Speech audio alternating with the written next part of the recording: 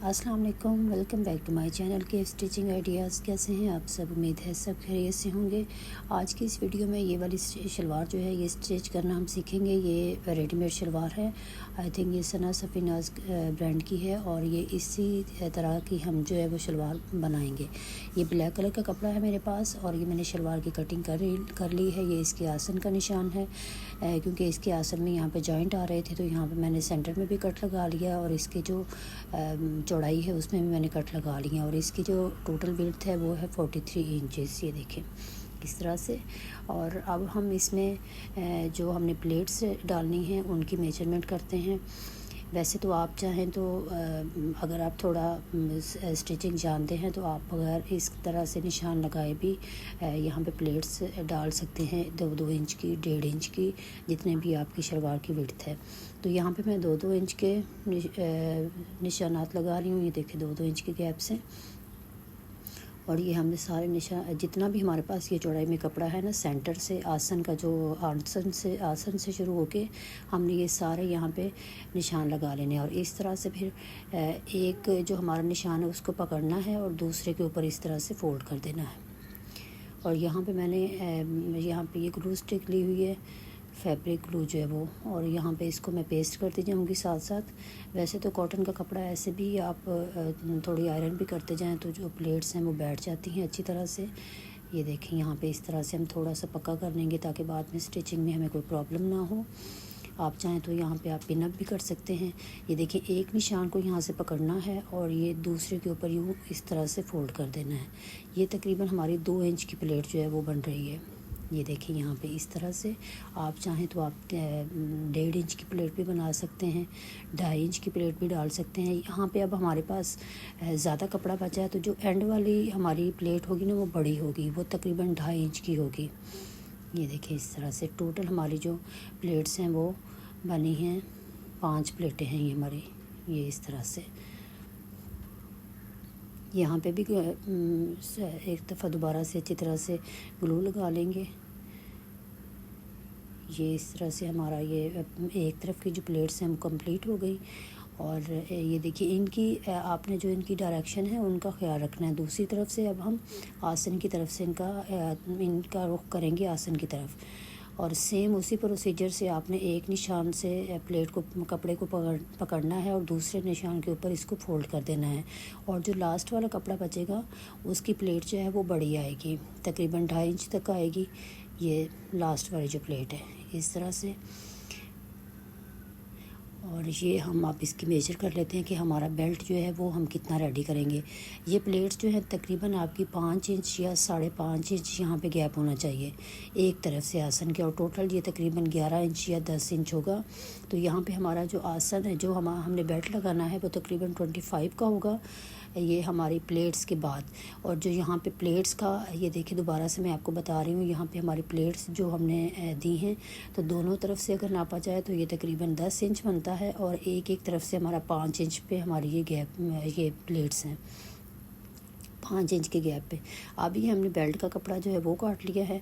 ये पट्टी हमने रेडी की है, तकरीबन 4 इंच इसकी चौड़ाई है सॉरी। और लंबाई जो है जितना हमारा वो बेल्ट का कपड़ा आ रहा था 25 इंच हमारे प्लेट्स डालने के बाद, उतनी उसकी लंबाई है। अब यहाँ पे हम इसको जॉइंट करेंगे, बैक साइड से शुरू करेंगे इस तरह से जो हमने बेल्ट लगाना है। तो ये कपड़ा हम ऑल अराउंड जो हमारी शलवार की चौड़ाई है वहाँ पे हम इसको स्टिच कर लेंगे इस तरह से। तकरीबन 1.5 इंच का गैप। आपकी इलास्टिक जितनी चौड़ी है आप उसी हिसाब से ये वाला कपड़ा जो है इसकी कटिंग करेंगे।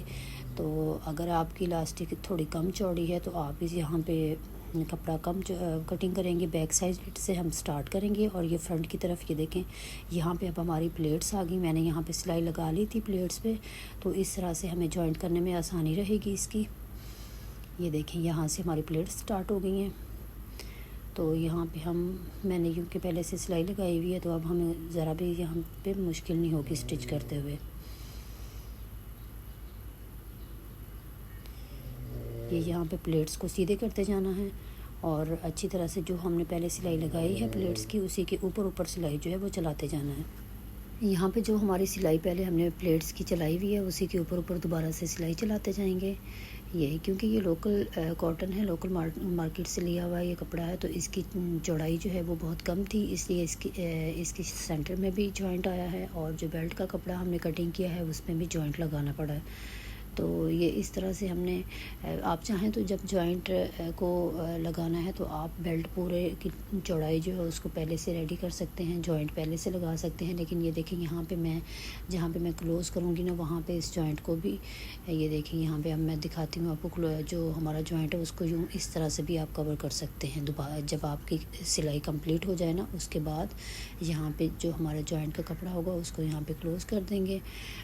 अब यहाँ पे हमने जो फ्रंट है वहाँ पे हमने इलास्टिक डालनी है, वो सॉरी वहाँ पे हमने बुकरम डालना है। ये देखें बुकरम की कटिंग मैंने कर ली है, तकरीबन 10 इंच का हम बुकरम डालेंगे, और जितनी हमारी इलास्टिक की चौड़ाई है उतना ही हमने उसी चौड़ाई में ये बुकरम कटिंग किया है। और ये फ्रंट जहाँ पे हमारी चुनट्स थी वहाँ पे मैं बुकरम को पेस्ट कर लूँगी अच्छी तरह से, फ्रंट और बैक दोनों तरफ से अच्छी तरह से आयरन कर लेंगे, ताकि जब हम इसकी स्टिचिंग करें तो बुकरम जो है वो हमें कोई प्रॉब्लम ना इसमें आए। ये देखिए यहाँ पे अब हम इलास्टिक जो है उसको स्टिच करेंगे। ये एक तरफ से यहाँ यूँ रखा, मैं आपको ये दिखा रही हूँ ताकि आपको समझ आए कि ये किस तरह से इलास्टिक जो है हमने स्टिच करनी है। अदरवाइज़ मैं तो इसको फोल्ड करके कपड़े को तो सेंटर में भी ये मैं इलास्टिक जो है उसको स्टिच कर लेती हूँ। तो आपको ये देखें अच्छी तरह से समझ आएगी कि ये हमने इलास्टिक को किस तरह से स्टिच करना है। यहाँ पे 2 सिलाइयाँ आपने लगा लेनी है। बुकरम के ऊपर तकरीबन हमारी ये सिलाई जो है वो आनी चाहिए।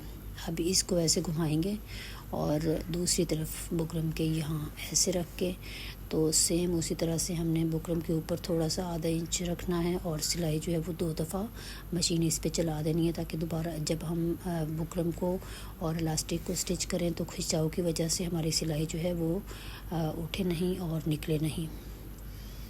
ये देखिए इस तरह से यहाँ पे सिलाई कंप्लीट करने के बाद अब हम इसको फोल्ड करेंगे और स्टिच करेंगे अंदर की तरफ। ये इस तरह से हम पकड़ेंगे कपड़े को, और अब यहाँ पे जो हमने पहले सिलाई लगाई है ना बुकरम की और इलास्टिक की, उसी के ऊपर दोबारा से सिलाई लगा देंगे। यहाँ पे यूँ सिलाई को लेके आए। अब हमने ये बुकरम की तरफ ये सिलाई हमारी जा रही है, ये देखिए फ्रंट पे। तो यहाँ पे अगर आपकी सिलाई बुकरम के ऊपर भी आती है तो कोई मसला नहीं इसका। ये देखिए दूसरी तरफ जहाँ पे हमने इलास्टिक और बुकरम को स्टिच किया था वहाँ तक ये सिलाई लेके जाएंगे।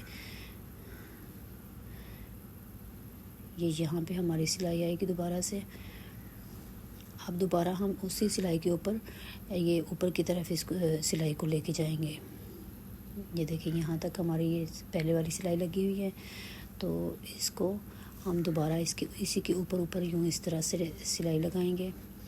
अब हमने इलास्टिक जो है उसको स्टिच करना है, तो आपने ये ध्यान रखना है कि इलास्टिक के ऊपर आपकी मशीन जो है वो नहीं आनी चाहिए, उसकी सिलाई नहीं होनी चाहिए, वरना फिर वो हमें खींचने में मसला होगा इलास्टिक का। तो आपने थोड़ा उससे आगे करके सिलाई जो है वो लगानी है ध्यान से। ये इस तरह से हम पकड़ते जाएंगे कपड़े को और इलास्टिक को अंदर की तरफ बेल्ट में स्टिच करते जाएंगे। ये बड़ी आसानी से स्टिच हो जाती है। आप इसको इलास्टिक को यूँ खींचते जाएं और सिलाई लगाते जाएं। देखें इस तरह से हम सारी सिलाई जो है वो बेल्ट की कंप्लीट कर लेंगे यहाँ पे। लेकिन सिलाई का ध्यान रखना है कि आपकी इलास्टिक के ऊपर सिलाई जो है वो नहीं आनी चाहिए। इलास्टिक को खींचते जाएंगे और सिलाई जो है वो कंप्लीट हो गई हमारी ये इस तरह से। अब हमने इसके ऊपर डबल सिलाई लगानी है, तो पहले इलास्टिक को बिल्कुल इक्वल कर लेंगे, और इक्वल करने के बाद जो हमारी बैक साइड है ना वहाँ पे सेंटर में हम यहाँ पे सिलाई लगा लेंगे, ताकि जब हम इलास्टिक को खींचें तो दोनों तरफ हमारी इलास्टिक जो है एक जैसी हो। तो अब फ्रंट की साइड से जहाँ पे हमारा बुकरम है वहाँ से सिलाई स्टार्ट करेंगे, यूँ इस इलास्टिक को खींचते जाएंगे अच्छी तरह से, और इसके ऊपर हम सिलाई जो है वो कंप्लीट कर लेंगे। ये देखें ये बहुत ही आसानी से सिलाई जो है वो हो जाती है। सिर्फ आपने ये ध्यान रखना है कि आपकी इलास्टिक जो है वो दोनों तरफ बैक साइड पे दोनों तरफ एक जैसी होनी चाहिए, अदरवाइज़ शलवार जो है पहनने में बड़ा मसला पैदा करती है। ये देखिए ये हमारी शलवार जो है रेडी हो गई है। ये इसकी फ्रंट साइड के लुक, और मैंने इसके पांचे जो है वो भी रेडी कर लिए हैं। तो ये एक और मैंने लीलन स्टफ़ में ये शलवार रेडी की है, लेकिन लीलन में जब ये इस तरह से चुनट वाली ये शलवार बनाई है तो बहुत ही अच्छी इसकी फॉल आई है।